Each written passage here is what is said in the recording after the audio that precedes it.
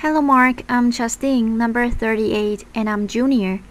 How Trees Talk to Each Other by Suzanne Simard. Imagine you are walking through a forest. I'm guessing you are thinking of a collection of trees, what we foresters call a stand, with their rugged stems and their beautiful crowns. Yes, trees are the foundation of forest, but a forest is much more than what you see. And today, I want to change the way you think about forest. You see, underground there is this other world, a world of infinite biological pathways that connect trees and allow them to communicate and allow the forest to behave as though it's a single organism. It might remind you of a sort of intelligence. How do I know this? Here's my story. I grew up in the forest of British Columbia. I used to lay on the forest floor and stare up at the tree crowns. They were giants. My grandfather was a giant too. He was a horse logger, and he used to selectively cut cedar poles from the inland rainforest. Grandpa told me about the quiet and cohesive ways of the woods and how my family was knit into it, so I followed in Grandpa's footsteps. He and I had this curiosity about forest, and my first big aha moment was at the outhouse by our lake. Our poor dog Jigs had slipped and fallen into the pit, so Grandpa ran up with his shovel to rescue the poor dog. He was down there, swimming in the muck. But as Grandpa dug through that forest floor, I became fascinated with the roots, and under that, what I learned later was the white mycelium, and under that the red and yellow mineral horizons. Eventually, Grandpa and I rescued the poor dog, but it was at that moment that I realized that that palette of roots and soil was really the foundation of the forest. And I wanted to know more, so I studied forestry. But soon I found myself working alongside the powerful people in charge of the commercial harvest. The extent of the clear cutting was alarming, and I soon found myself conflicted by my part in it. Not only that, the spraying and hacking of the aspens and birches to make way for the more commercially valuable planted pines and firs was astounding. It seemed that nothing could stop this relentless industrial machine. So I went back to school and I studied my other world. You see, scientists had just discovered in a laboratory in vitro that one pine seedling root could transmit carbon to another pine seedling root, but this was in the laboratory, and I wondered, could this happen in real forests? I thought yes. Trees in real forest might also share information below ground, but this was really controversial, and some people thought I was crazy. And I had a really hard time getting research funding, but I persevered, and I eventually conducted some experiments deep in the forest 25 years ago. I grew 80 replicates of 3 species: paper birch, Douglas fir, and western red cedar. I figured the birch and the fir would be connected in the below-ground web, but not the cedar. It was in its own other world, and I gathered my apparatus, and I had no money, so I had to do it on the cheap. So I went to the Canadian Tire. Laughter. And I bought some plastic bags and duct tape and shed clothes, a timer, a pepper suit, a respirator, and then I borrowed some high-tech stuff from my university. A Geiger counter, a scintillation counter, a mass spectrometer, microscopes, and then I got some really dangerous stuff. Syringes full of radioactive carbon-14, carbon dioxide gas, and some high-pressure bottles of the stable isotope, carbon-13, carbon dioxide gas, but I was legally permitted. Laughter. Oh, I forgot some stuff, important stuff, the bug spray, the bear spray, the filters for my respirator. Oh well. The first day of the experiment, we got out to our plot and a grizzly bear and her cub chased us off, and I had no bear spray, But you know, this is how forest research in Canada goes. Laughter. So I came back the next day, and Mama Grizzly and her cub were gone. So this time, we really got started. And I pulled on my white paper suit, I put on my respirator, and then I put the plastic bags over my trees. I got my giant syringes, and I injected the bags with my treasure isotope, carbon dioxide gases. First the birch, I injected carbon-14, the radiative gas, into the bag of birch, and then for fur, I injected the stable isotope carbon-13, carbon dioxide gas. I used two isotopes because I was wondering whether there was two-way communication going on between these species. I got to the final bag, the 18th replicate, and all of a sudden Mama Grizzly showed up again, and she started to chase me, and I had my syringes above my head, and I was swatting the mosquitoes, and I jumped into the truck, and I thought, this is why people do lab studies. Laughter.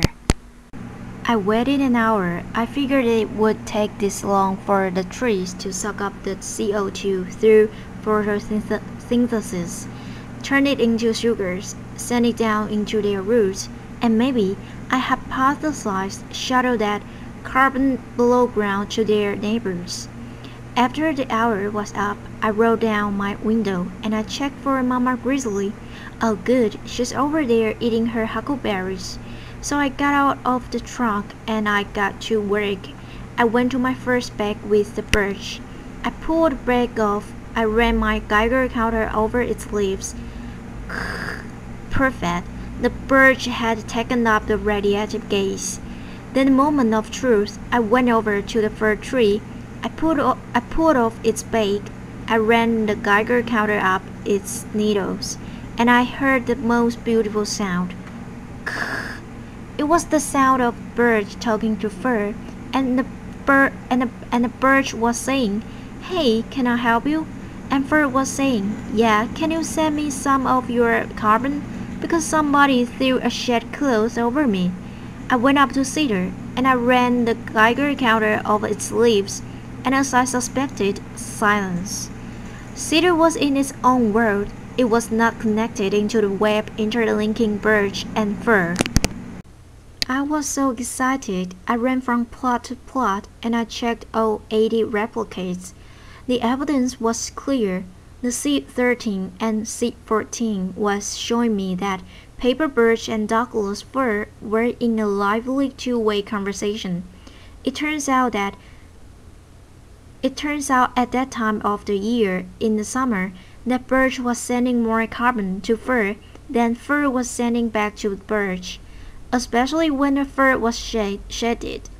And then in later experiments, we found the opposite, that fir was sending more carbon to birch than birch was sending to fir, and this was because the fir was still growing while the birch was leafless.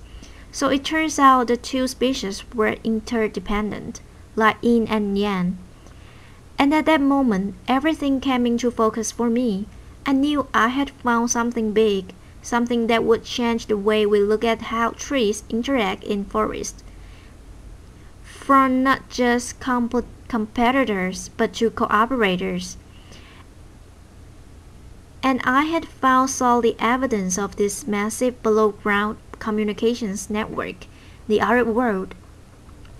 Now, I truly hoped and believed that my discovery would change how we practice forestry, from clear-cutting and herbiciding to more holistic and sustainable methods that were less expensive and more practical. What was I thinking? I'm coming back to that. So how do we do science in complex systems like forests? Well, as forest scientists, we have to do our research in the forest, and that's really tough. As I've shown you, and we have to be really good at running from bears, but mostly we have to persevere in spite of all the stuff stacked against us. And we have to follow our intuition and our experiences and ask really good questions. And then we've got to gather our data and then go verify. For me, I've conducted and published hundreds of experiments in the forest. Some of my oldest experimental plantations are now over 30 years old. You can check them out. That's how forest science works. So now I want to talk about the science. How were paper birch and Douglas fir communicating? Well, it turns out they were conversing not only in the language of carbon, but also nitrogen and phosphorus, and water and defense signals, and chemicals and hormones information. And I have to tell you before me, scientists had thought that this below ground mutualistic symbiosis called a mycorrhiza involved. Mycorrhiza literally means fungus root. You see their reproductive organs when you walk through the forest. They are the mushrooms. The mushrooms, though, are just the tip of the iceberg because coming out of those stems are fungal threads that form a mycelium. And that mycelium infects and colonizes the roots of all the trees and plants. And where the fungal cells interact with the root cells, there's a trade of carbon for nutrients. And that fungus gets those nutrients by growing through the solid, coating every soil particle. The web is so dense that there can be hundreds of kilometers of mycelium under a single footstep. And not only that, that mycelium connects different individuals in the forest. Individuals not only of the same species, but between species, like birch and fir, and it works kind of like the internet. You see, like all networks, mycorrhiza networks have nodes and links. We made this map by examining the short sequences of DNA of every tree and every fungal individual in the patch of Douglas fir forest. In this picture, the circles represent the Douglas fir or the nodes, and the lines represent the interlinking fungal highways or the links. The biggest, darkest nodes are the busiest nodes. We call those hop trees, or more fondly, mother tree, because it turns out that those hop trees nurture their young, the ones growing in the understory. And if you can see those yellow dots, those are the young seedlings that have established within the network of the old mother trees. In a single forest, a mother tree can be connected to hundreds of other trees, and using our isotope tracers, we have found that mother trees will send their excess carbon through the mycorrhiza network to the understory seedlings, and we've associated this with increased seedling survival by 4 times. Now we know we all favor our own children, and I wondered, could Douglas fir recognize its own king, like Mama Grizzly and her cub? So we set about an experiment, and we grouped mother trees with king and stranger seedlings, and it turns out they do recognize their king. Mother trees colonize their king with bigger mycorrhiza networks. They send them more carbon below ground. They even reduce their own root competition to make elbow room for their kids. When mother trees are injured or dying, they also send messages of wisdom on to the next generation of seedlings.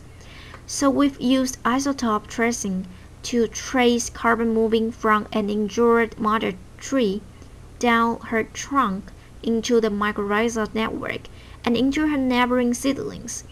Not only carbon but also defense signals. And these two compounds have increased the resistance of those seedlings to future stresses. So trees talk. Applause. Thank you.